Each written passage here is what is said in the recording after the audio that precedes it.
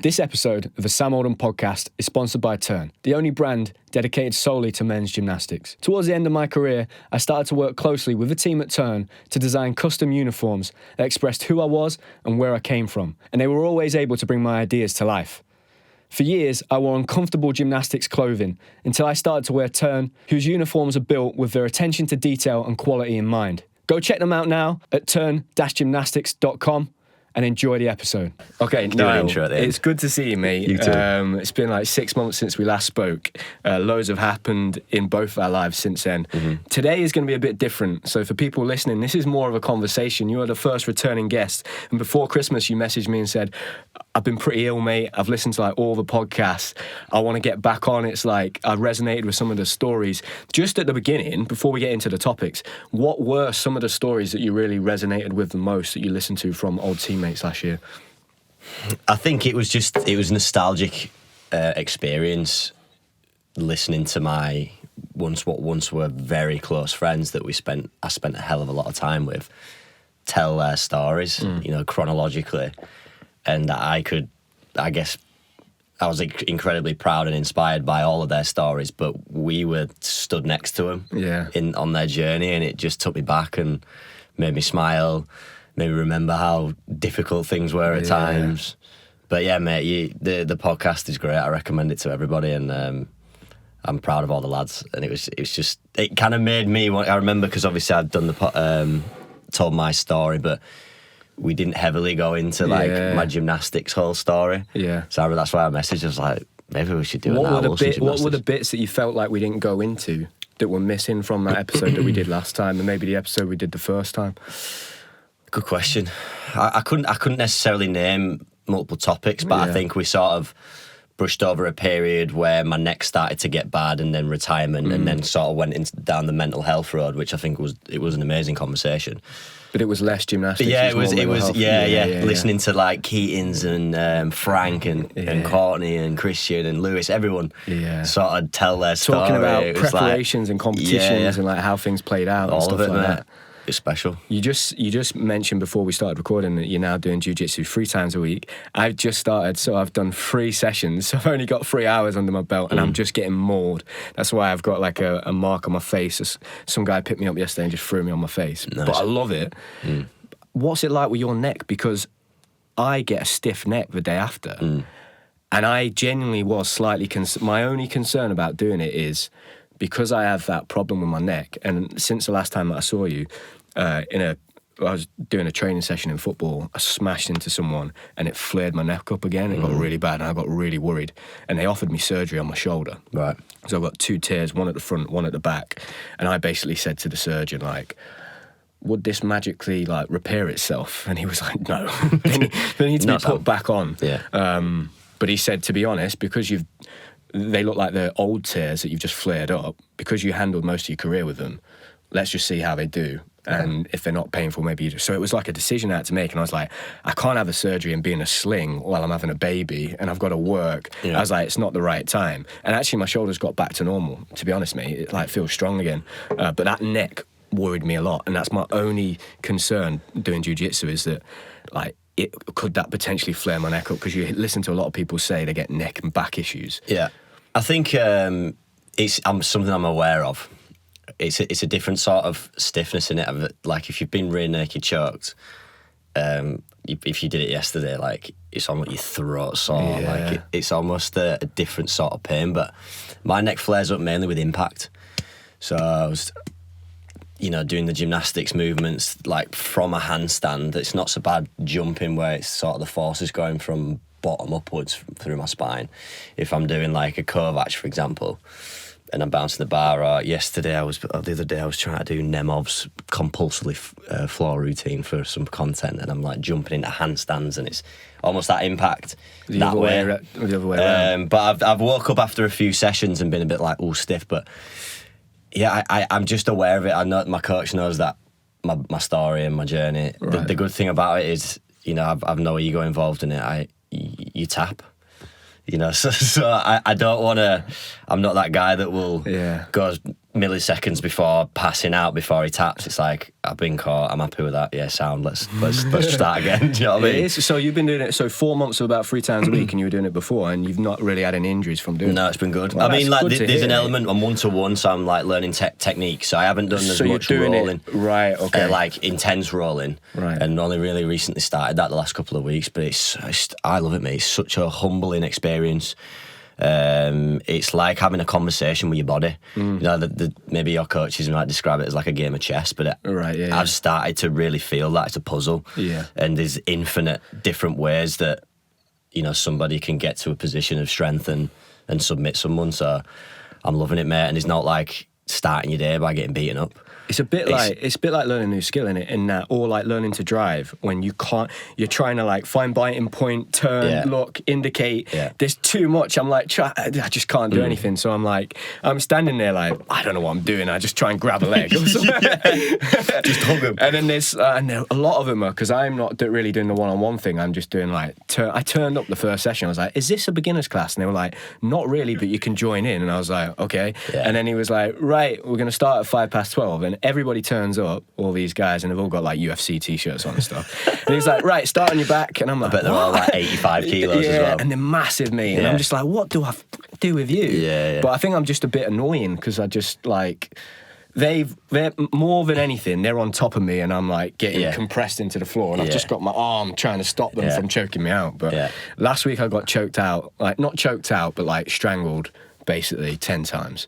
And yesterday was only 3, so I've taken that as an improvement. Yeah, for sure. Keep going out, mate. It's good. It's good fun. Yeah, did you see that video that Jay Thompson put out? No, this morning. It's quite good. He's doing a competition in May, a jiu-jitsu competition. I've thought about it, you know. That's really sick. I think he had dropped me a message about it when it was my birthday, so I think I'm going to go do some rolling with it. Right, okay, yeah. He looks pretty good from the video. Like, he's going to try and do some, like, Essex Open in May or something. Sick. But, he dropped a video this morning that I watched, because it just came up on my feed when I don't know if you like me, but I don't put the news on, I just put YouTube on. And then, kind of get my news from that. And I watched it, and I was like, whoa, we're probably going to end up with like 5, because Keaton's was on about it as well. There might end up being a group of us that just do jiu-jitsu. Do you know what it is? It's therapeutic, and it sounds ridiculous, but like the reason I say that is there's nothing that will make you more present. It's like when you're doing gymnastics, it felt like you were set free. Yeah. And everything, worries, life just disappeared. Yeah. Like when someone is on top of you trying to strangle you, your mind, it's impossible for your mind to be think elsewhere. Of else. Yeah. Do you know what I mean? So like I've ultimate presence for half an hour when, you know, I'm fighting. I think as well, I don't know whether you find this, so like going to the gym and like lifting weights for me is more about my health. But going to do a jiu-jitsu class or playing football is more about so going to the gym for me more is about looking after my physical health, but I think the mental side of going to do jiu-jitsu or playing football with a load of mates and that competitive edge is why I do that a bit more, if that makes sense. Like going to the gym, I can get a bit bored after a while. Yeah. I'm like just going through the motions, like doing the same thing week after week. And it's good, and I know that that's important for me, and it makes me feel great afterwards. And I get that endorphin release, and like I want to be, when I feel strong in the gym, I feel more confident outside of it. Absolutely. But the football, like the competitiveness of football and seeing a group of lads going to jiu-jitsu, just doing something where I'm starting at the bottom rung of the ladder and everyone there, no one knows who each other is, you just turn up, you do the thing and then you go. Like I do that more for the mental side. Me too, same with the golf. Skill-based, you're learning, you know, like I was addicted to learning gymnastic skills, that's why one of the reasons I was obsessed with gymnastics, but pumping iron, I'm doing it now, I'm really into it. Mainly, like you say, for my head. I wanted to talk about, I've started to take my health a little bit more seriously the last couple of months, which I needed to do. It's unusual territory for me the last few years. But I'm exactly the same, mate. I actually say no to, I train with Stoney and he loves bodybuilding. Now, bodybuilding's a sport. And quite frankly, I'm not interested. So when, you know, we're training with these amazing guys and around amazing guys, they want to do a leg session. And the leg session's an hour and 45, 2 hours. And by the end of it, you feel sick and you can't walk for a week because of the DOMs. I'm just like, I'm not interested in that. Yeah. Do you know what I mean? And it's to the point where you've exerted everything. They're still doing another 4 or 5 exercises after that. It just feels like it's dead mileage. But I'm not a bodybuilder. I don't want to step on stage. So like I've sort of experimenting with that, but I realised I like lifting weights. I like feeling pumped. I want to be stronger. But it's just a secondary addition to my life to make my head feel better and make me respect myself more and make me feel more of a man and strong. Yeah. But jiu-jitsu, golf, like you say, five-side football, they're my, I've got a pool table in my flat and a new roommate and he's sick at pool. We're playing pool till 2 a.m. every night, like at this tournament. It's just like I need to compete. Yeah. I need to competition. I need to be competing. Yeah. And maybe you'll take it a little bit further with the jiu-jitsu like Jay's doing and have a fight. It'd be bad. What's your relationship like, mate, with like your body now, in terms of, because you said there like you're not really interested in the bodybuilding and that kind of stuff. What's your relationship now with your own body, and can you remember like back when you were younger? Can you remember when the idea about body weight ratio and that conversation started to come into your world as a gymnast? Do you know what I mean? Well, that's one topic I want to talk about today, is being in a bodyweight sport and battling that control. Because I remember it being around like 16, 17, starting to hear people say, oh, you want to be strong, but you want to be light as well. And then like people would like weigh themselves, or people would like, I can remember people would weigh themselves after the session and be like, oh, I lost 1.5 kilos. But like everyone would do that, and it'd be like a competition who lost the most. Yeah. And like things like that back then, you didn't think anything of it. It wasn't that we were doing it. We didn't know that was maybe like... It's definitely unhealthy, wasn't it? Yeah, unhealthy, but it was just a normalised thing. Can you remember when those conversations started happening? Yeah, well, first, my relationship with my body, it's an interesting thing. And then going back to the bodybuilding thing, all of it's sort of... That sport is about aesthetic. Like our sport was about... Well, aesthetic, but in gymnastics, we was creating art with our body. But it was never about whether we had a six-pack or whether we had muscles. Like, we had all those things as a byproduct of all of our training, but I never trained to look good. I always trained to be the best gymnast in the world. So I've never really gone down that route, and after retiring, I've just sort of disconnected from my body. It's like I'm not doing that anymore, and it's changed a lot. Like it changes all the time, and like I lost a lot of weight, and I think now in the last couple of years I've been put it to the back of my mind. It's now coming forefront, like your health is way up on the value, like the priority list in your values, and you're not doing the things that you're not looking after it, you're not treating it well. You need to be kind to it. It's like giving the analogy of it's a Ferrari. Your body is a Ferrari. You can do what you want with it. I've acquired skills, and like I've done all these things with my body. It's an asset. So I've started to recently try and look after it a bit more and have a better relationship. Why are you doing that now? Like, what's changed? Why did you? Has anything changed in terms of like? You said there, like the last couple of years, I've just not looked after myself. Like I haven't seen the value in it. Now I am. Like, what's been that change? Do you know what I mean? Good question. I think, being brutally honest, in the last 3 months, I've recently had a breakup. So they're real intense times where you sort of look inwards and you need something to fill your time, and the very difficult times mentally. So I think when that was a trigger for me, I struggled with my mental health anyway, but it really focused me to do. I know exercise, and I tell everybody exercise is so good for your mind. So I was like, right, well, I'm going to do a lot of it. Yeah. And I was active anyway, but not like really, training. So I just started to train hard again, and I just felt so much better.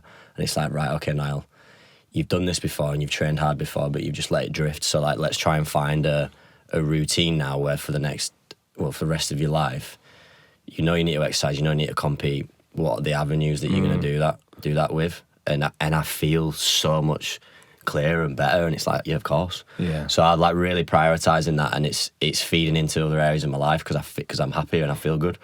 So I think that's the reason why.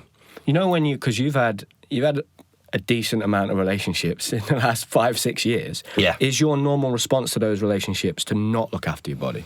No, I don't think so. I just think it's easy to drift into certain lifestyle habits, and you know. Is it easier for you to drift into them when you're single? Good question. I think. You mean bad Yeah. decisions, So like, for sure. like for instance, a lot of the time when we were younger and we were competing, if you got injured, it was like, oh, well, this is a perfect time to drink because I can't normally drink, so I'll go drink now while I can't train. Yeah. Do you know what I mean? Has it been like that before in the past where you've like a relationship's ended and you're like, well, now I can go out with my mates and like do what I need to do because I need to be single, and you know what it's like in that environment. Everyone says, yeah, you're young, man, just go out, like have a good time, it doesn't matter. Like, do you know what I mean? Yeah. Sounds like maybe you made the shift in your mind before this happened and you went through the breakup maybe. Okay, maybe this time I'm not going to react in the same way. I'll try something different. I have. And I turned 28 a couple of weeks ago. I'm surprised that like you, Frank, Courtney, in my head, I don't know, when you're younger, the age gap, but the age gap always feels bigger, doesn't it? Yeah. And then as you get older, I'm like, wow, they're 28 now. Yeah. I'm sure they were like 5 years younger than me, not just 2 years younger than me. Do you know what I mean? For sure. I mean, I think age is a number, but I think I've really...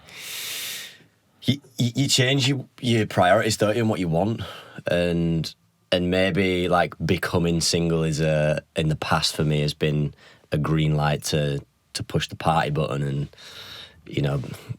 womanize, and that's not in a glamorous way, but that's what I've done in the past.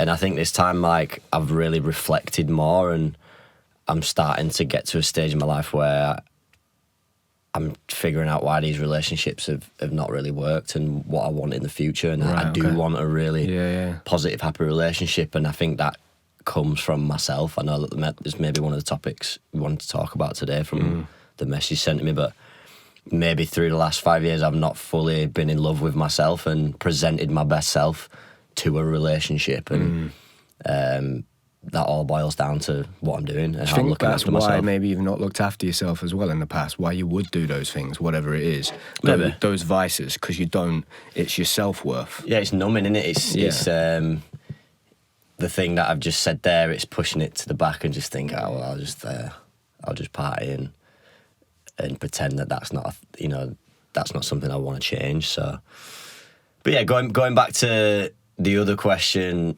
strength to weight ratio, I saw our nutritionist for the first time, I think it was Vari, when I was like 14. Prior to that, I'd never really thought about one bit in detail what I was putting in the body. I remember actually having the meeting with her for the first time, and she was asking like what we eat. Yeah. I was like, oh yeah, I have like a Mars bar or a Yorkie bar every night, and some sweets. And then she sort of looked at me like I was an alien, because you eat and you train. We never put on weight. We was always shredded. Yeah. So it was like I never took my nutrition seriously. Yeah. So then after that, in the following weeks and months, I decided to, and it worked. Do you know what I mean? I felt leaner. I'd lost a couple of kilos. Like skills was easier. I could do routines easier, and then that translated into results. So I think... Did those results last, though? Or was there like a point of diminishing returns? Because I look back to that picture of you at the Junior Euros with Frank, and I'm like, quite clearly he's got a problem. Like, in that... Do you know what I mean? Yeah. But what I don't understand why there was no medical staff or adults at that time going, well, we need to maybe look at him. Look how much weight he's lost. Yeah. Yeah, that was a tough time. So did it work? Yeah, for a while? Yeah, like it's the same with me. I think that was the real test of like what highlighted my obsessive behaviours. That was the real one that really had a negative effect on my life. And I became, the need to control my nutrition because I could, became this delusional control where actually it had complete control over me, and I'd deprived myself. I'd look at every number that, the calories, what was in it. I would never finish a meal, but then I'd deprive, lose weight, and then struggle with binge eating on the weekends or like after a comp, and it was just incredibly unhealthy. But I didn't really have the tools or techniques to be able to know what the hell was going on. It just sort of all of a sudden, I started eating good and I felt great. Yeah. And then I was a stone lighter, had no energy, became really insulated and, spent my time on my own. Yeah, I can remember that. It was time period. like I was remember probably a little bit depressed, or like I was going through something. So yeah, looking back, maybe the medical staff or the team or it could have been handled differently, but you know, it's all experimenting in it. You don't. I think it was. Back then, we were in 2012. Yeah, I can remember that time. Around that time, I was 19. That's when those conversations first started. I always tell this story. This is a funny story. It's the first time I met Vari. We did skin folds, right? And she took me into a changing rooms. Right, we went into the changing room. It was behind where the ice bath was. And she's doing the skin folds, right? So she does biceps, she's doing back, whatever. And I was not that old at this point. She does my calf, and I put my calf up on the step. And then she said, right, we're going to take your girth now. And I swear to God, I'd only ever heard that term used, right? You didn't get out, did you? I went to pull my shorts down. I got them halfway down, then got really embarrassed and put them back up. And I was like, I wasn't that old. And I walked out, I was like, I'm never telling anyone that. Because she just wanted to measure, like, do the girth of, like, my leg. And I was like, freaked out because I didn't know what to do. Come on, Sam, take them off. That's the first time, genuinely, I swear that's a true story. That's the first time I started, like, talking with her. What was your skin for, by the way? It was low, wasn't it? I bet it was low. But to be honest, mate, I think a bit like we talked before this, I think I just I've got a really fast metabolism. And so the food never really became a huge thing for me, like in terms of not eating enough, until right at the end of my career. I think when I was like trying to do anything I possibly could to get it back on track. It was like a last resort. And that was actually the first thing that came out of my therapy, like 2 weeks in, was she wanted to know like what my food was. And she asked me to do a food diary. And I was like, I'm not doing a food diary. I haven't got a food problem, because I'd had family members, ex-partners, teammates that all had eating disorders. And so I was like, I haven't got one, because they've all had one, and I know I know about this. I didn't know if I had one. So I did this food diary, and she was like, I need your permission to speak to the doctor. And I was like, okay, whatever. And I was like, this is ridiculous. So I did this food diary, and it came back, and I was training 5 to 6 hours a day, and I was on less than 1,200 calories a day. And I was like, because what I'd done at the time was I'd started listening to Joe Rogan. So I'd got massively into UFC. And I went and listened to every MMA podcast he'd done at that point, listened to all of them. And there's a guy called George St. Pierre, who basically one of the best mixed martial artists ever. Yeah. But he talks about intermittent fasting. And I went, that's it. That's the secret. I'm going to start intermittent fasting. That's going to make all my problems go away. And so I started waking up in the morning and having breakfast, like dead early. I'd have a bowl of porridge, and then I wouldn't eat till dinner. Right. And I wouldn't eat my dinner till 8:30, 9 o'clock at night. But I'd train for 6 hours in the meantime between that. And I'd go to the sauna. And so I'd sit in the sauna, and I'd frame... When you're saying it out loud now, Sam, you probably think that's actually a really freaking bad idea. Yeah, but I would frame the sauna as, oh yeah, it's good for my body. I was just trying to sweat weight off. Yeah. And I didn't and I lost a lot of weight, and I got really light. I got down to like 63 kilos, I think, going into the British in 2019. And so I'd done this prep for the British, started on high bar, was like under pressure. I'd been told I needed to hit 84 to keep my place on squad.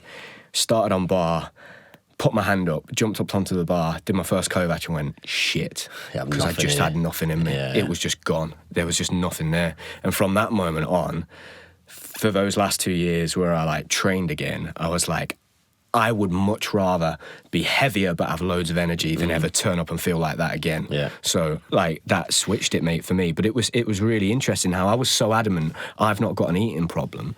But I think obviously it makes sense, right? Like if you're not eating properly, it affects your brain so much. Yeah. Mental health and like how you're eating and sleeping and your exercise, they're so entwined, aren't they? You know? I think there was such a big focal point on our compositions though as well, and nutrition. When you're in a bodyweight, you call it bodyweight sport, couldn't you? But we're essentially using our body as our craft. Yeah. And for the audience, if you feel your weight, I know it sounds ridiculous, but when you're doing the skills that we do, like swinging around a bar, for example, or circling around the pommel horse, if you're 2 or 3 kilos heavier, you feel it, and it's harder, and it hurts. So that fluctuation of weight in gymnastics was sometimes, I struggled with it when back in those days, and I would binge. So over the weekend I could put on as much as 4 kilos in body weight. So you imagine coming in on a Monday. It's It was exhausting. It was tough, man. And then you'd sort of try and figure yourself out by... It's like partying on a weekend, but with food. Yeah. And you'd feel sluggish, you'd feel heavy, then you'd be like, right, I need to eat less. And that cycle of, by the time Wednesday, Thursday comes, I'm probably back to about normal. So I've had a tough few days at the start of the week, had a great end to the week, and then weekend had come and I'd eat loads again. So it just, I was in that cycle for... When you were doing that, for a long time. Was it predominantly the binging on the food, or were you partying and drinking a lot at the same time as well? Just the food. Just the food. Well, I was 16, 17, 18. So when you were that age? Yeah. Really struggled with it. But I think as well, we had... Like you say, we had testing, we did skin folds, we had the DEXA scans. It's all numbers, isn't it? Yeah, they were cool. It's like analytics. It's like a science project where we're looking at that and how we can improve. And, you know, and I was similar to you. I was always 8% body fat, but they'd see your muscle mass, the amount of fat that you've got in your body. And yeah, I think towards the end, I got a really good mix with... I'd stayed away from jumping on the scales. Never wanted that again because that became an obsession and it affected you. Did you ever get on at the start of the session? It'd be heavier than what you expected, and you think, oh God, this is going to be a tough day. So it would have mentally affected my session. So I sacked all that. I sacked counting calories, just stopped it all, and eventually got to like a happy medium where towards the end of my career, I was just a consistent weight. Yeah, because you always, to be honest, do you think part of that as well was because you were starting to take, because you were probably the first person that started to getting strong on rings quite seriously. And obviously you're not going to get strong on rings unless you're putting on more muscle mass and you're able to do more in the gym and get bigger and get stronger. And you were probably having those conversations with Rudy and people like that, like, how does this work? Like, how can I get stronger?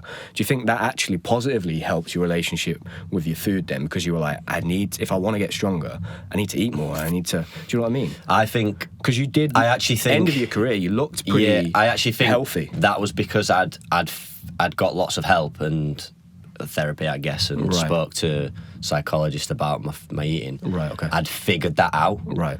Which in turn made my gymnastics and my strength training and everything better just because I was a consistent weight. Right. I was always 65 kilos, 24/7, 365. Now, when you're always the weight, your brain's so much more in tune. You're not having these peaks and troughs and flows, you're not really having a cut or change a thing, or you're not really bulking, or like, it's just, I'm 65 kilos, that's a good weight for me, and now I'm going to come to the gym every day at this weight, and then just you know, slowly, gradually get stronger. And I didn't really have the bodybuilder diet. You know, we were sort of told we need to eat like that, and I don't think you do. Like, as long as mentally you're getting enough calories in, like, fill your boots. You know, I tried that 80-20, like, a lot of the time I'd have chocolate, I'd have McDonald's, I'd have takeaways, but, like, it wasn't a negative experience where usually I'd have the takeaway, I'd think I've messed up on my training plan, my meal plan, so I'd go. Whereas I could be full and leave some of the McDonald's. Do you know what I mean? Like, because I'm full. I kind of got into that mindset of eat when you're hungry, stop when you're full, and like really listen to that and take your time when you're eating, and that helped me a lot. I think one of the things that helped me, like, at the end, get that really right, just the balance of everything, was I'd listened to a conversation where a guy had said, overtraining shows a lack of self-confidence.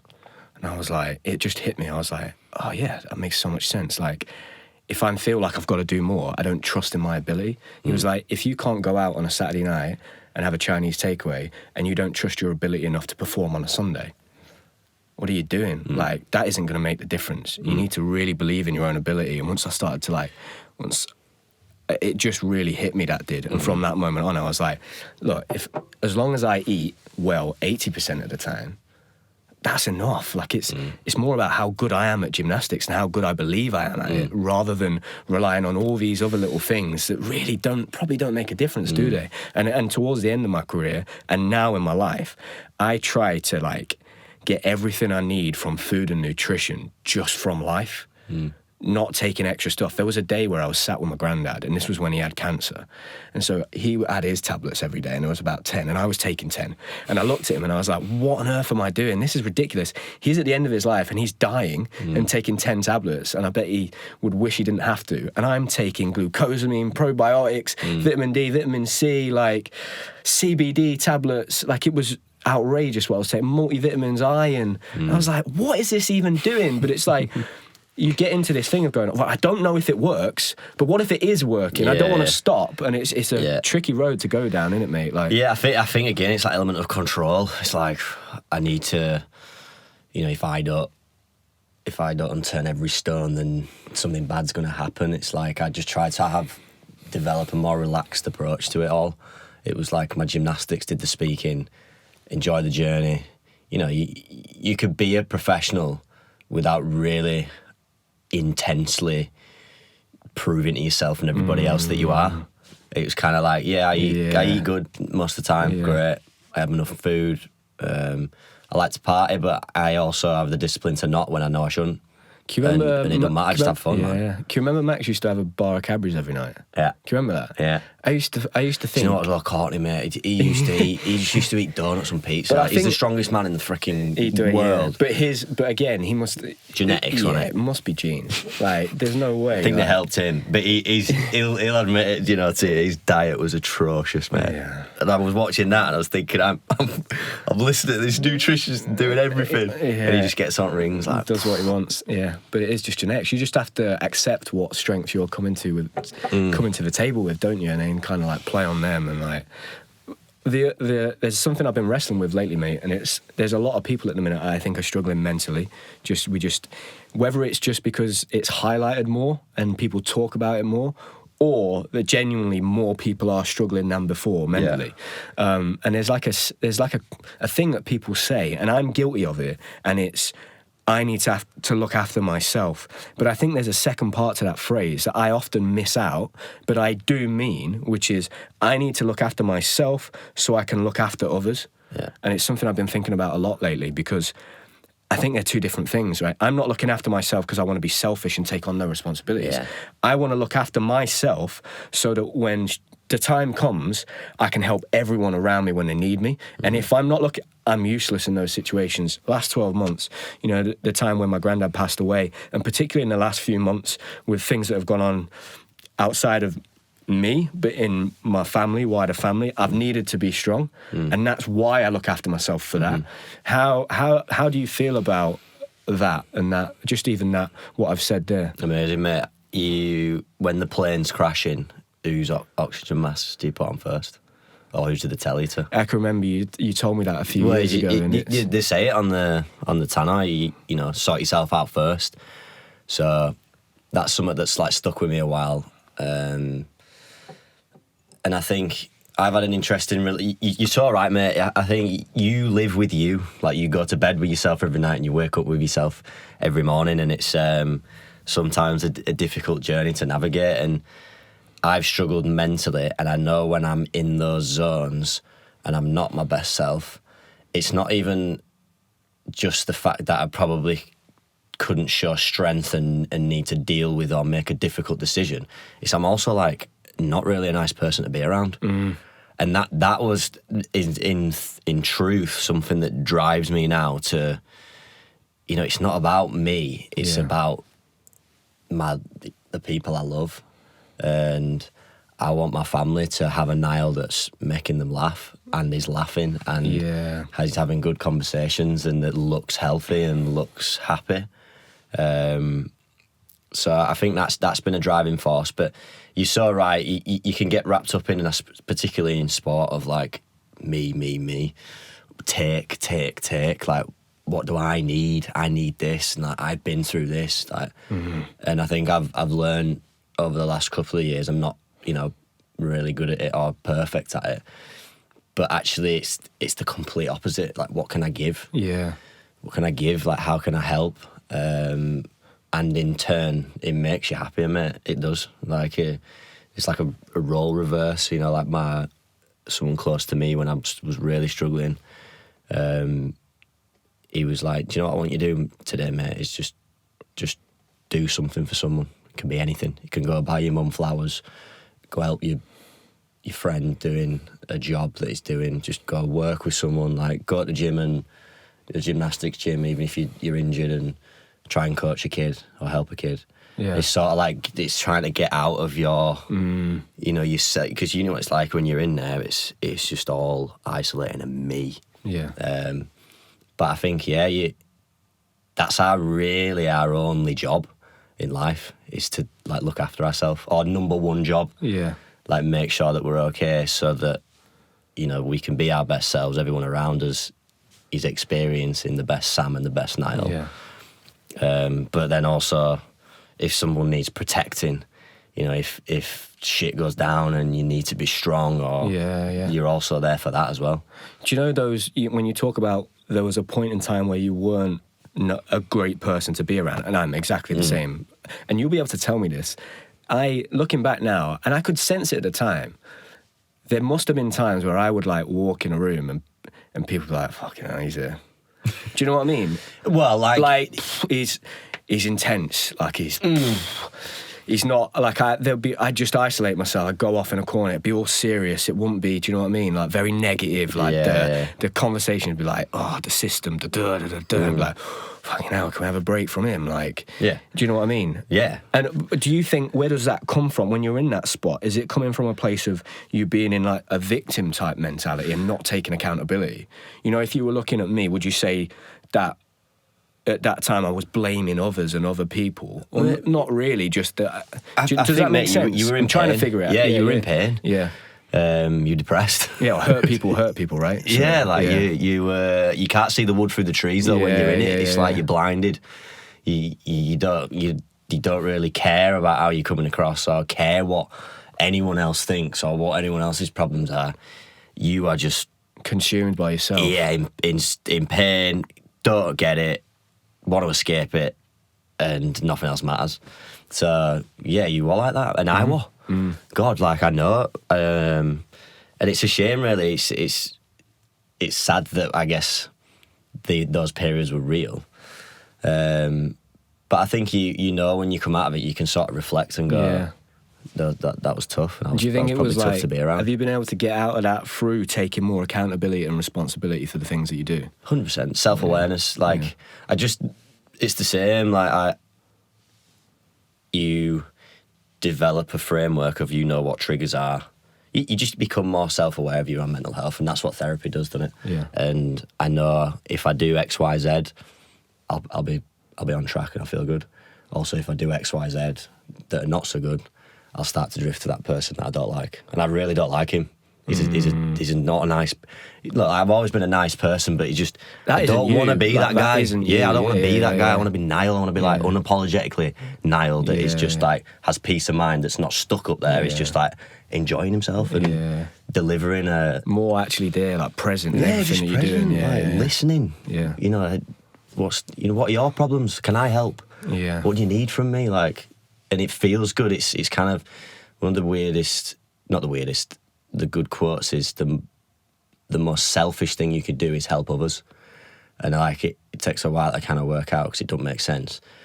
But the reason that it's selfish is because it makes you feel good. Yeah. It's like you ever bought your family member a present at Christmas and you can't wait for them to open it. And when they open it, they're freaking buzzing and you've thought about it. That's euphoric for the person that's giving, you know what I mean? So I try and remember that, and I don't always get it right. I never will, but yeah. Do you feel like now you've got a solid understanding of who you are now?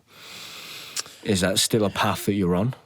Even from like the chats that we had like just before we went live and we started recording, and even in 6 months from the last conversation, there's been a lot of times, I'd say, in the last probably 3 or 4 years where I've left thinking he's not ready yet. Yeah. I'm like, he's saying the right things, he's not ready yet.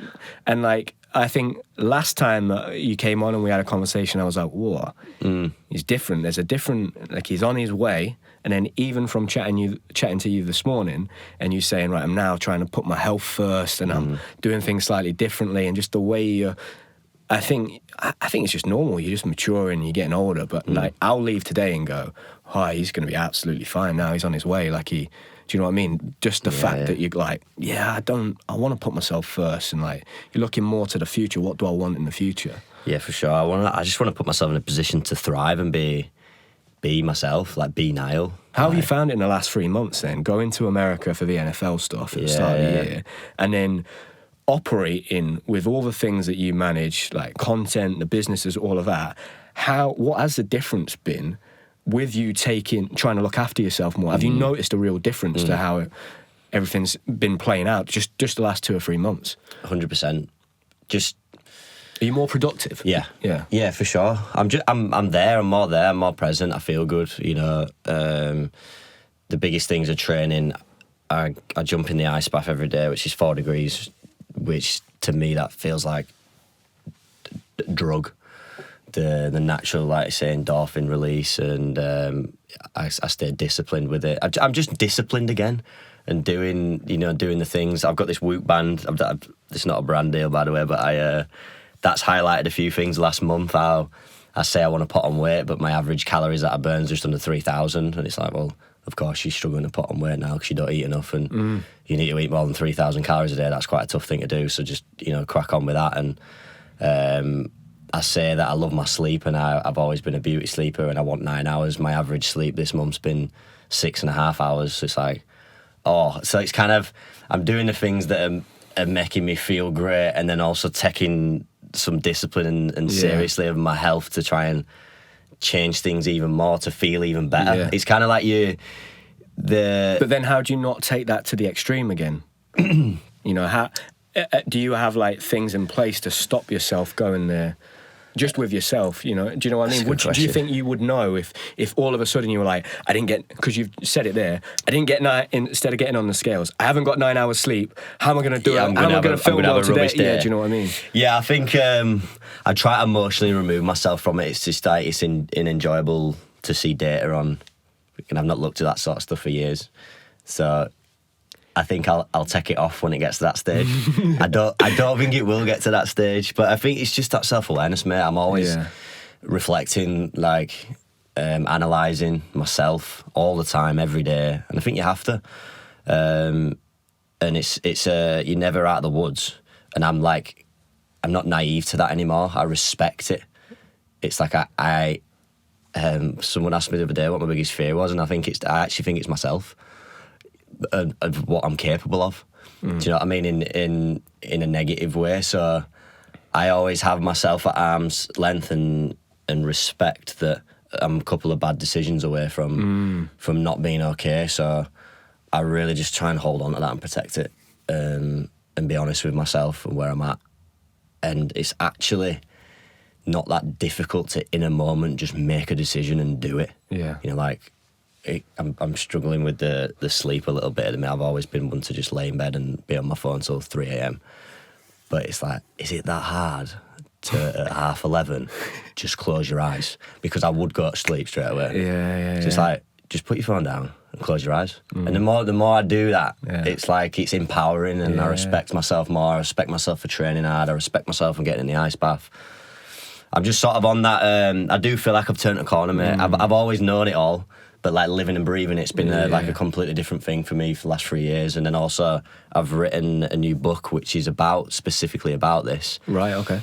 But I had to ask myself a lot of questions before I wrote this and put this out there. It's like, why now? Am I ready to do this? And I think the last sort of 18 months to 2 years have been really transformative for me.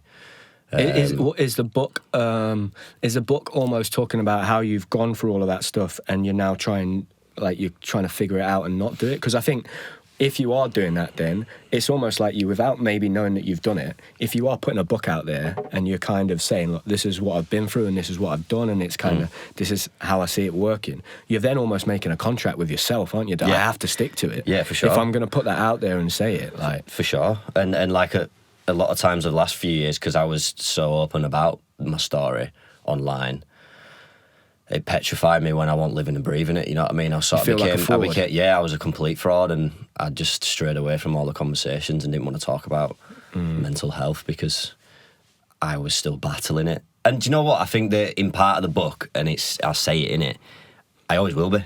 Yeah. And I'm aware of that now, and I'm okay with that now.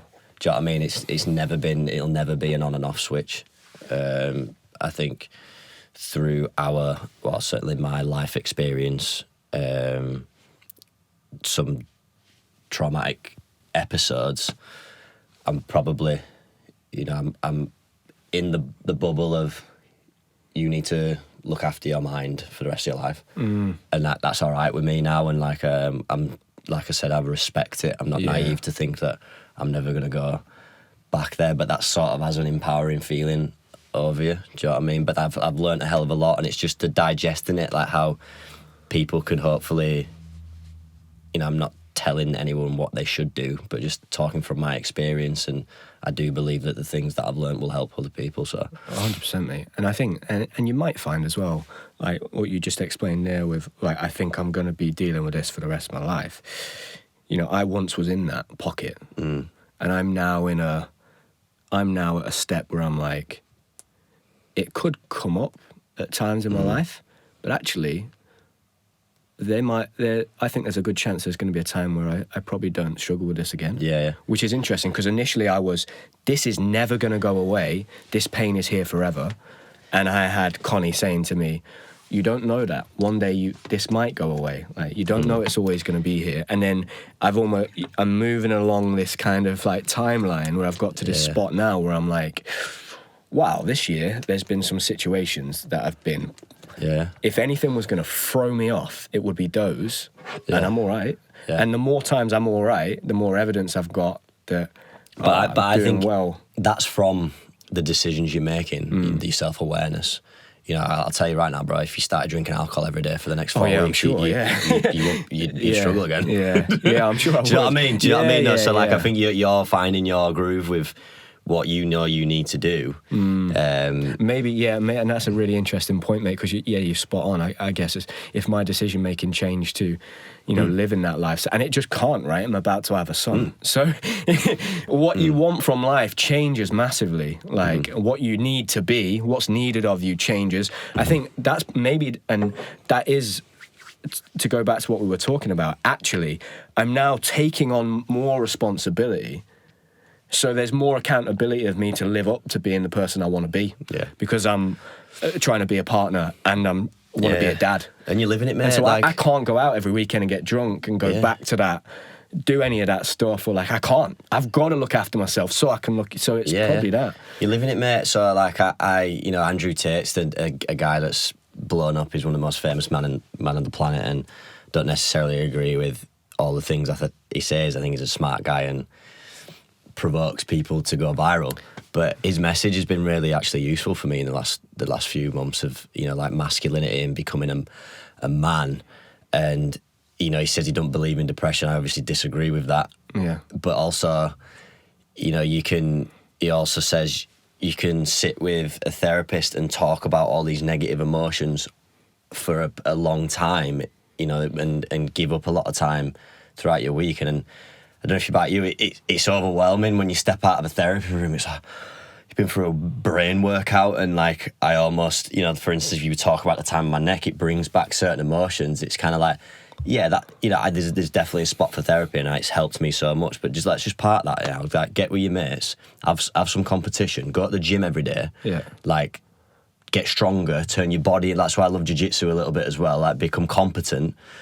Try and make as much money as you can. But I think it's just take action. But I think I think it's the action part. The therapy worked for me because I went, I want help. Tell me what to do. I'm going to go and Understand do it. Whereas I know lots of people that have been for therapy and they don't want to get better yet. They want to sit in that victim pocket, and they want to stay there, and they're not willing to do the things that the therapist has told them to do. And I think for me, it's the action, and it's like, now you're doing the action part. I'm doing it. You could see a therapist for a year, 2 years, 5 years, 10 years. At some point, you've got to go out and do it. Like, you have to be able to, and you can only do that by doing it yourself. There's no way they can't walk you through it. Do you know what I mean? I think it's really interesting that you say that about the action, mate. Next thing I want to talk about, okay, why does everybody compare men and women in sport? Why is it a thing? I don't get it. Why is it always men versus women, and why don't men and women get paid the same, and why like we can't have, what is it? What do you think it is? Because I think we sit in a really unique position of being in a sport where the women get the lion's share. Yeah. It's one of the only sports where we can it's argue way this more point. popular for women to do gymnastics, and that's where I always come in and say, look, it's just the eyeballs. When it comes to the money argument, it's how many people watch it, how much are the sponsors prepared to put into those competitions for those. That's why the American women go to the Olympics and they become millionaires afterwards. Like they go to the Olympics, get massive brand deals, and earn Simone millions Biles of is richer than us, pounds. man. But male gymnasts don't, and it's purely the product, what's being sold, how many people are watching. Do you know what I mean? Does that make sense? Yeah, for sure. I think the last sort of decade or last 5 years, there's been some huge movements on equality, prejudice, and all this stuff. So I think the topics of conversation and equal opportunity in everything in life, but particularly sport. I just think I love equality and opportunity, but the outcome's just never going to be. You can't have it, unfortunately. I think it was the FIFA World Cup. Men's generates 6 billion, women's 130 million. So it's the argue on the money bit. It's what you're worth, mate. Do you know what I mean? And so, for instance, just because you've got a gymnastics club and I've got a gymnastics club, it doesn't mean that you have the right to earn as much as I do from my club. Yeah. Because my club might be better, my club might have better equipment, my club's got more members, my club's got a better experience, my business spends less money and is smarter with it. So you can't stand there and go, yeah, well, I've got a club, so I should earn the same. Yeah. It's like, that there's no argument there. And then I guess I see them as completely different entities. Separate. Yeah, We need to stop. They've got to. Yeah, they can't. It's a separate sport. Like They can't it's just interlock. men and women are different. Let's split them apart. Like we don't have to. And you wouldn't want to put a woman in the ring, and like I've done jiu-jitsu with Leah McCourt. She's a Bellator fighter and black belt in jiu-jitsu and judo, and she would kill us in 30 seconds. Like she would. But like those that know, you would not do that. So, and you'll never have a world of men and women's sports interlocking, and I just think there's no point comparing them anymore. Just seeing for what it is. Like I love sport and I love watching women's sport, but it's not the same because biologically, physiologically, we're different species, really, aren't we? Like, I think it comes back to what you said before, and that's kind of what I believe in. I believe in equal opportunity, but not equal outcome. Like, it can't just be. It can't be me saying, well, I put videos on YouTube like Nile does, and I do loads of planning, but he earns thousands of pounds in ad revenue and I don't earn anything. Well, that's not fair because I put the work in as well, so I should get paid the same as him. Like that, it just doesn't make any sense to me. But it fascinates me that we're so obsessed, in the media, social, whatever it is, with men against women thing, and they're just two very different things. And I think because we're in a sport that is dominated by women, we sit in a unique position because most sports aren't, are they? Yeah, it's kind of like, it's a shame. I'd just been to America and I did some content with Ian Gunther, and he was telling me the men's nationals, like our British, it was done in like a smaller hockey stadium, and there was barely anyone there, like no one bought tickets. It's like even in America, so like a men's gymnastics in arguably the biggest sporting country, well the biggest country in the world that's sport, no one gives a shit about it and no one watches it. And then women's will sell out Madison Square Garden like that. So it's we're in a sport where the attention and the worth and value is with the women. But I'm fine with that. Yeah, me too. Like, it's not, Do you know what I mean? It's not a thing. You see it for what it is, and I think it's a controversial topic and subject. You don't see male gymnasts crying out for equal sponsorship and pay with female gymnasts, do you? Like even now, like I'd imagine that there must be 2, 3, 4 female gymnasts in Great Britain that's sponsored by Nike. Do you know what I mean? Yeah. None of the men are. Do you know what I mean? Yeah. But it's really interesting that we sit in that unique sport where it's the other way. I can't think of many other sports where it's really the other way around. Off the top of my head, I can't. I've just been watching Breakpoint. It's like the tennis thing on Netflix. It's really good, mate. Watch it to watch Nick Kyrgios, who's the Australian guy, because you find that entertaining people in sport like good, don't you? Like you like them, mate. He is just an animal. He just spits at the crowd, like swears at umpires, smashes his rackets and stuff. He's such an interesting guy, but his backstory and the context, you understand it. He was massively bullied when he was a kid, but to watch, he just sells out tickets like that. Like it's really interesting. But they follow the men and the women's tour, and the women, some of the competitions, the men get paid more than the women, but the men are selling out the stadiums and the women aren't necessarily doing it. It just made me think about that again in that conversation. But then in tennis, I mean, and again, men's and women's tennis, 5 sets, 3 sets. It puts it to bed. I've seen an interview with Serena Williams. Yeah, where she arguably the greatest female athlete to walk the planet. Says that Andy Murray was joking with her about having a match, and she said, "We're not doing it because he would beat me 6-0, 6-0 in 15 minutes." Yeah. So all the women jumping on the, it's. I think I don't think it's coming from any of the athletes. Do you know what I mean? It's. I think it just needs to be split. They just treat them as different because they just are different. Men and women bring different things to the table. For sure. We're different. What is it? The book, Men Are From Mars, Women From Venus. And Jordan Pitt, he touched upon all outcome and opportunity and equality. Like Jordan Peterson, I think, says it the best. That you probably listen to him, and I just agree with that. Yeah. It's not easy to be a man. It's also not easy to be a woman. We're on this planet. We're two sort of separate species. I just don't think we should just love each other. Yeah, we should work together. Yeah, like that should be kind of like a battle. It's just everything at the minute is polarizing, isn't it? And there's another thing that's a little bit polarizing I want to talk about, particularly with you, is vaping. And I have this theory that vaping is a gateway drug to cigarettes now. So I've noticed a few people in the last few months never smoked before, vaped, and I now see them smoking cigarettes. Now, if I'm a big tobacco company and I'm looking at the numbers of people smoking every year go down, I'm going, right, this is a problem. We need to make money. What can we do? I know, let's make some bright coloured, fruity flavoured product that's got nicotine in it. Yeah. Market it to essentially kids, same way that Prime is, just bright colours. And then that way, maybe some of them will get so addicted to nicotine, they move back to cigarettes. What do you think about that? It's a bit of a theory that I've got, but I feel like there's a lot of people that I know personally. Do you think the tobacco companies own the vape companies? Yeah, they do. They bought them all. They bought a lot of them up. The big tobacco companies. Well, the answer's yes. It is. Have you ever smoked? Never smoked a cigarette. I've smoked a cigar because last year at wedding, for some reason it's a thing now when you go to weddings for like the groomsman to get everyone a cigar. Yeah. So Connie was not happy with me, but did you like it? It was great. Did you like it? Yeah. I'm not a big cigar fan. I did that at 2 weddings. So I've had a bit of a cigar at 2 weddings, but I've never had a cigarette. Like my granddad passed away from lung cancer when he was dead young, and I was just like, nah, I ain't doing it. And I never tried vaping, but I noticed loads of young kids and gymnasts and loads of gymnasts starting to vape, and I've noticed a lot of those people that had started vaping and never had a cigarette. I've seen them now smoke cigarettes. I'm like, you would have never got to cigarette without the vape. No, so one of my biggest regrets is ever trying a cigarette. Did you try a cigarette before you tried vape? Yeah, right. I smoked cigarettes first, so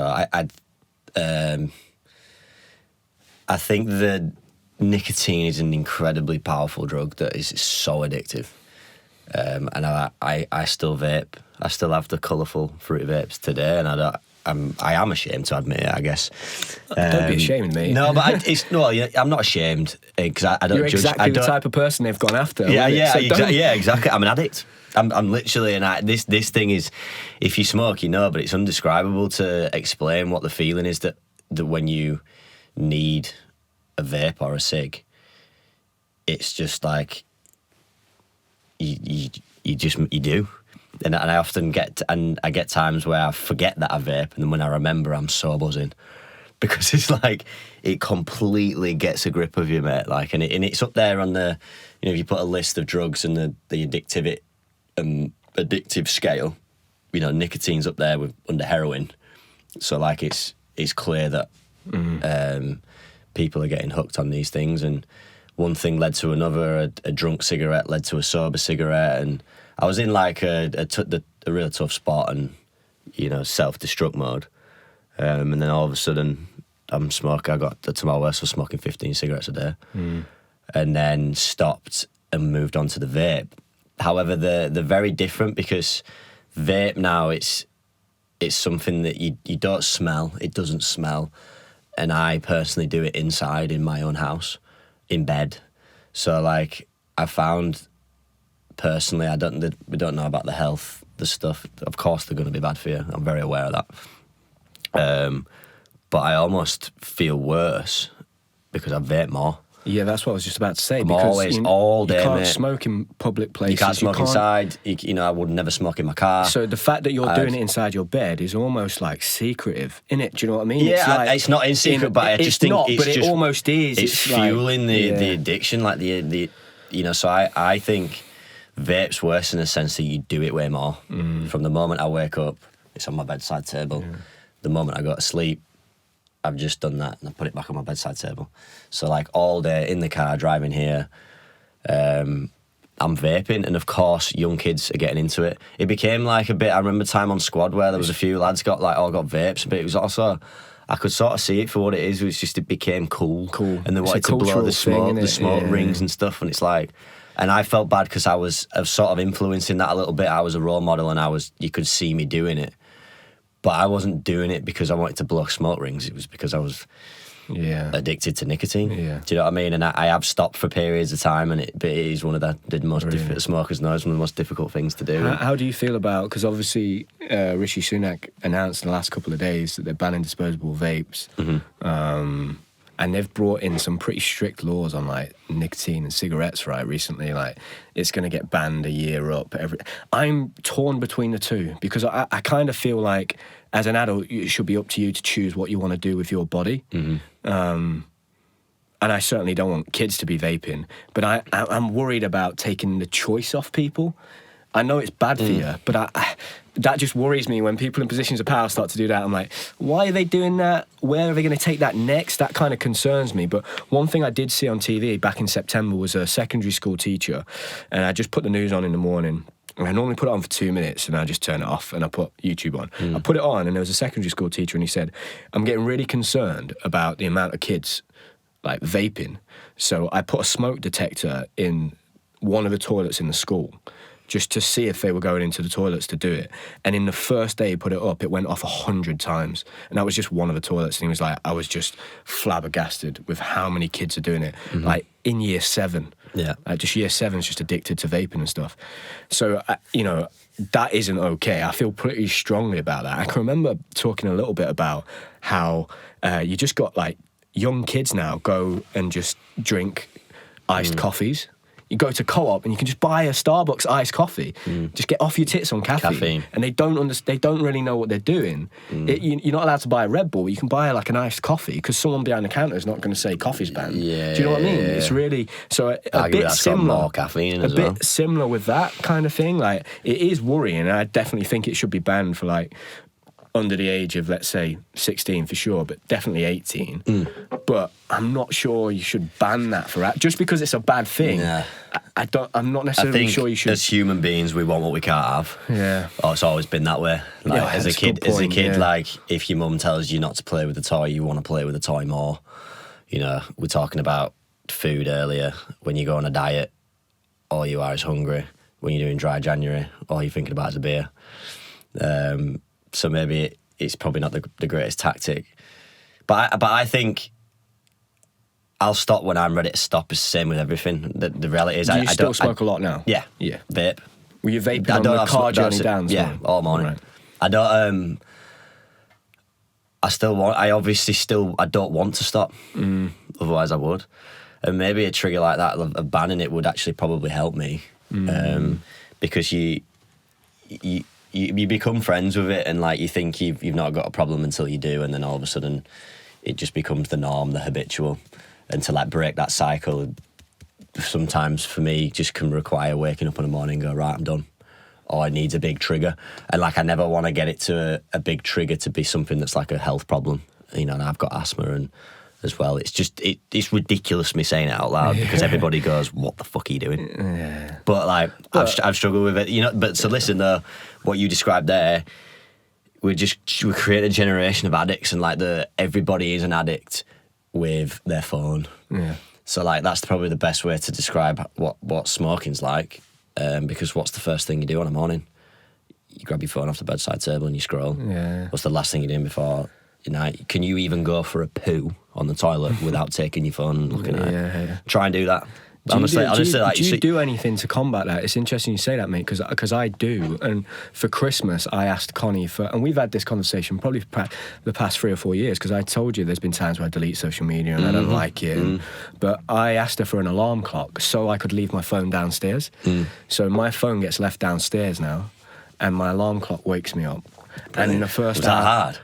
Not really, because for the last feel like you wean yourself. the last 6 months, I've been not checking my phone until 9 o'clock in the morning, and I would leave my phone outside the door with my alarm on it, so I'd have to wake up, go pick it up to turn it off. Yeah. So I slowly but the reason I bring that up is that, do you feel in a way, because you've battled with basically a lot of addictions, do you feel you're on a process of, it's almost like you're choosing, okay, this vice isn't as bad as the last one. Yeah. Once I kick this one, I move down. And do you think there'll be a time where you ever move down and you don't really need them, and the only vices left are the healthy ones? Yeah.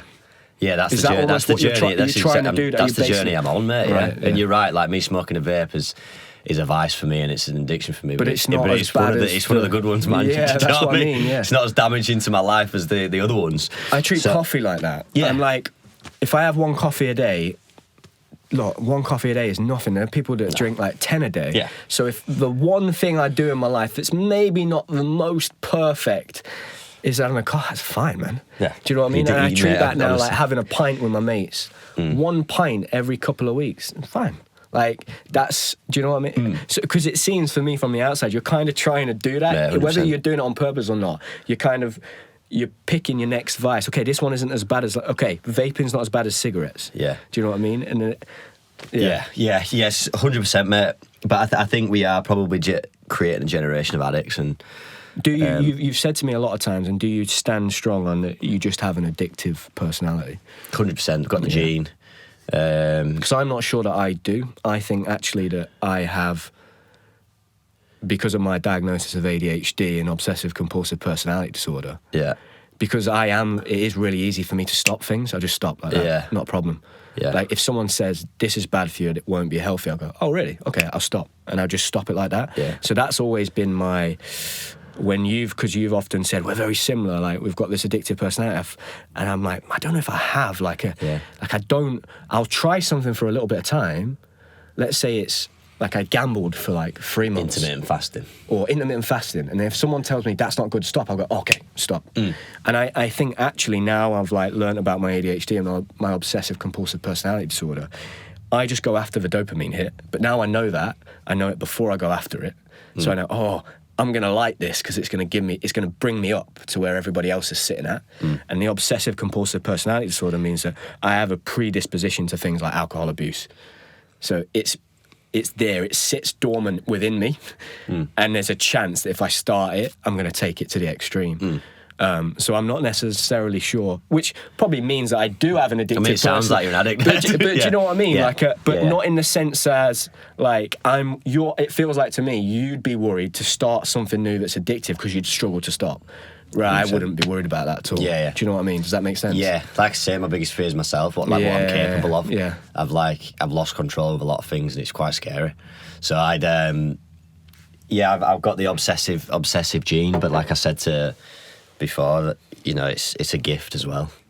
It's a real gift. So I just try and treasure it and like know that what makes me a professional athlete and a winner and a champion and a businessman. But some things aren't very good for me because I'll lose control. And you're right, man. There's two sides to the coin, isn't there? Like I've found that as well. Like the ADHD and OCPD, when I use it in the right way, strengths to the weaknesses, I get some shit done. I can get some stuff done in a day and remember things inside my head and come up with ideas. And I'm like, this is a lot, but it's definitely because of that. And it suits me, the life that I live now, like having the coaching at David Lloyd, like the podcast, going into schools. I'm like coaching 1 day a week at Knots, coaching the men, which I'm loving, which is great. Like all of that stuff. it suits me just like having different things because my brain works that way. It operates that way. Do you know what I mean? Yeah, it's cool, man. And it sounds, I genuinely, mate, like just from the conversation we had before we went on, like we started recording, and today, like I genuinely will go away and be like, whoa, he's on the path. I've had that with a few mates recently. Like one of them was like one of my best friends who he'd been in rehab for 6 months with alcoholism. And the time I saw him before he went into rehab, I left and went, it was the first time I've ever been like, I think he might be able to get better. And then he came out of rehab and I went to see him last time and I was like, whoa, you're like a different human being. Like, you're going to do this. Like, there might be some speed bumps, but you're definitely going to do it. So, like, it's just cool to see, mate. Last thing I want to ask you, because we've just recorded a solo episode where I predicted the men's Olympic team for GB. Okay. Can you give us a prediction? What do you think is going to happen? I don't know whether we spoke to Ash and he was like not interested in watching gym or anything about it. You're so busy that you're probably not as much, but maybe you take a bit more of an interest. I pay attention to the GB boys for sure. You don't even have to give us the 5, mate. You could give us 6. You could give 6 that you think's going to be in and around there. Look, I love them all. I want them all to be there. Look, Maxi Boy's going to. He's going to do another pommel routine. He's going to put his 7th Olympic medal around his neck, most likely. There's no way at this. You just can't. You need that experience, and I think other things that people don't understand as well, like the amount of sponsors he'll have, and the fact that it does play a role. That doesn't mean he won't earn it. He'll earn it because he'll go. He's going to go and hit his pommel routines like.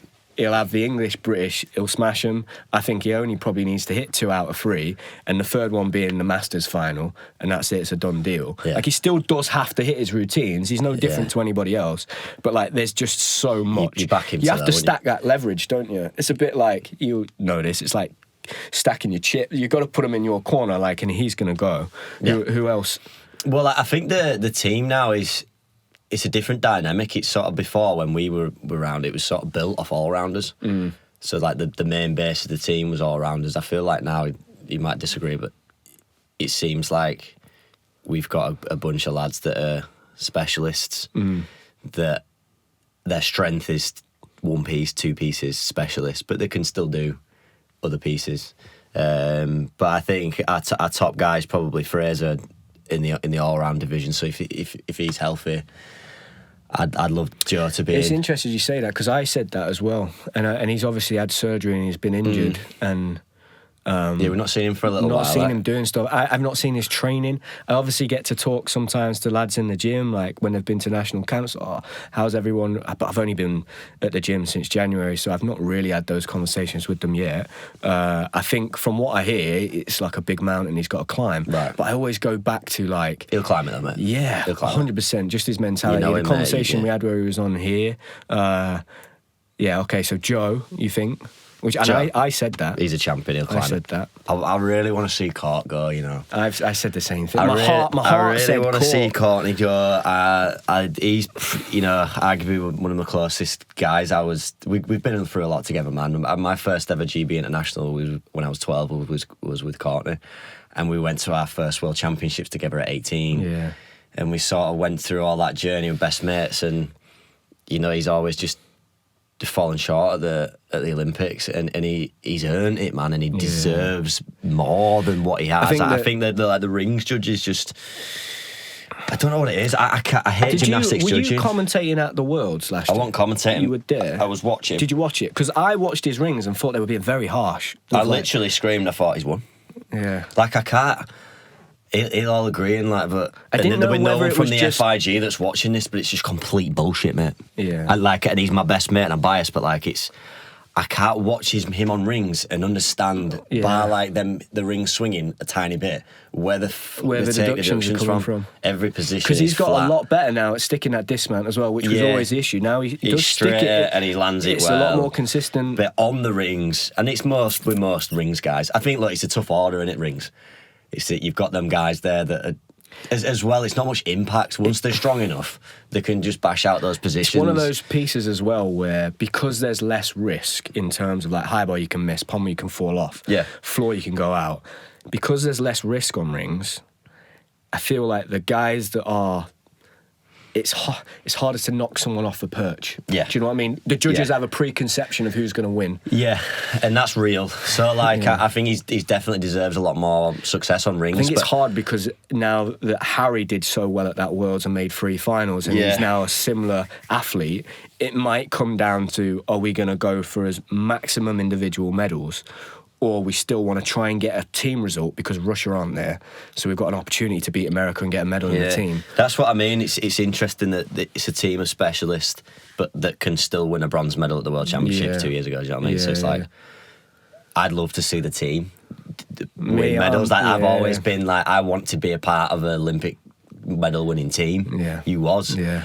I was part of a world medal winning team. It Like means a lot more, doesn't it? Yeah, It's that like, was it for me. So it's kind of it is the way it is, and unfortunately, medals equals money. So they will try and want to get more medals. They'll try and get as much medals as possible. Harry's a Leeds boy. Also, Luke's, as a Leeds boy, he's doing incredibly well on floor and all round and vault. But Harry and Jake. Jake, it's got to be going. Sure. They're going, mate. World gold medal, he's going. Jake's going. Like I do want to say, like Jake's a freaking legend, man. I speak to him often. He's always asking me questions about business, and he's got a little bit of a mind like mine. And I've asked him to come on the podcast, and he said yes. So I'd love to get him on. I'm concerned that lads on the squad have been told not to come on. Right? Yeah, I understand that. But look, I love him to bits. He's doing some great stuff for content. But what he's doing in gymnastics is unbelievable. It's like history making, man. It's such a cool. I always strived as a gymnast to do things that no one else did, or like pave a way, or that's what got me going. Sort of like swimming against the tide. And I know Jake will be watching this. I'll tell you a mad story about Jake. So just before I left Huntingdon in 2008. Jake's coach said to me, I found this kid in Mums and Tots. He's unbelievable. In Mums and Tots. He's going to be a world champion. And I can remember looking at him and it was Jake. Unbelievable. That's a pretty cool story. He's a world champion, man. Yeah. Like, we're not. Yeah. Like, these guys, these guys that are just, Joe's a world champion, Gianni's a world champion. And that's where, Jake's a world champion. That's where it comes back to the men against the women thing, where I'm like, these guys, arguably, in some respects, in certain areas, they've done a lot better than we have. Certainly me, individually. But the women get the majority they get the lion's share in our sport, and that's where it's different. You see these guys with world medals, and they've watched us growing up, and they're kind of struggling to get that, which is a shame, isn't it? But hopefully the Olympics will do that for them. I've got to mention Gianni and James. Yeah. Like, those two are just complete... rock solid. James the postman, Iceman, what do they call him, Iceman? Gianni's been through a lot of injuries, but he seems to be looking healthy. Like, I think he's got beautiful gymnastics. He was a pioneer in, I guess, the generation now.